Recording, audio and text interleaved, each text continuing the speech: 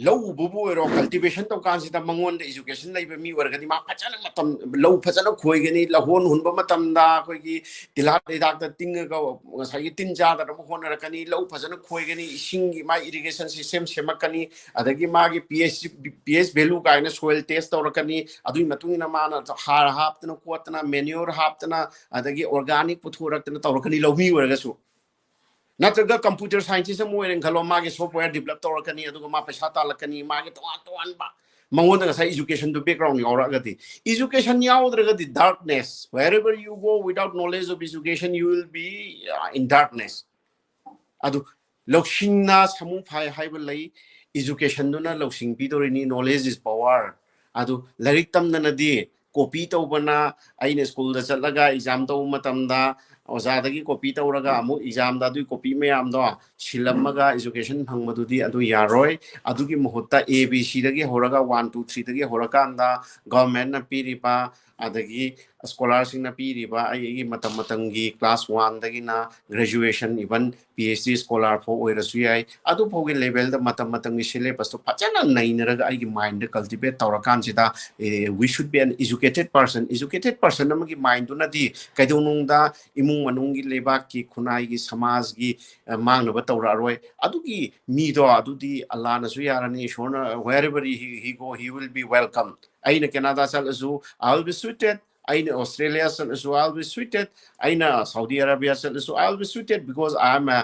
enlightened person knowledge to enlightened tawrabne ba to akoina knowledge phangning disi kari gino ba akoina drug pa mi si kari gino ba akoina nisha sa ba pa mi si kari gino ba angang singchina huzik ingkhalei ba angang singchina masai gi bike kanna thoraga asai makon ga se silencer ga se lauthuaga asai ga in thoraga akoi gi ngausin phaisin na ba knowledge yaw da ba koi africa gi jungle da leiba samuna ka pre khong ga thaubai ta ta tori mayam se knowledge yaw da ba ni education yaw da ba ne ba aduna maram oraga koina education system se taina bi yaroi education department ta high bi yaroi school sing da ta high bi yaroi mama mapa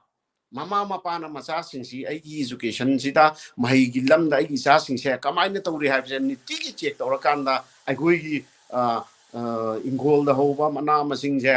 tin tabra ising watra ising chaidra somdana masida tawbadu maina aigi sa sing tawrakanda mapung ba mahi chaba mi oirakani hoi khara su dum 100 100 ti kana su oibanga moi khara dum soibi yawarkani makhoi gi su moi gi dum toanba lam ghara da chana ba lakani aduna koina education gi lam da isa inau singbu maga chana ba sports gi lam da chana boire pachana sanan gi ba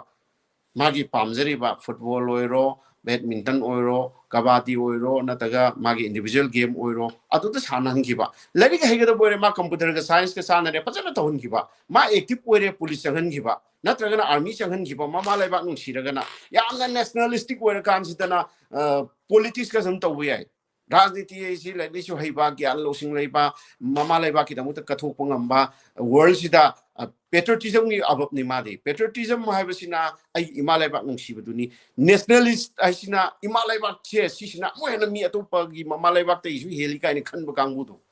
अदुना सुमाइन तोरकान सिदा अखोइना अखोइगी छात्र सिंगसा नोय freedom मांगहनगनु मतम like आइसु तमगा education की मंगाल फंगगा तुंगदा लेबाक सिगी समाज सिगी community की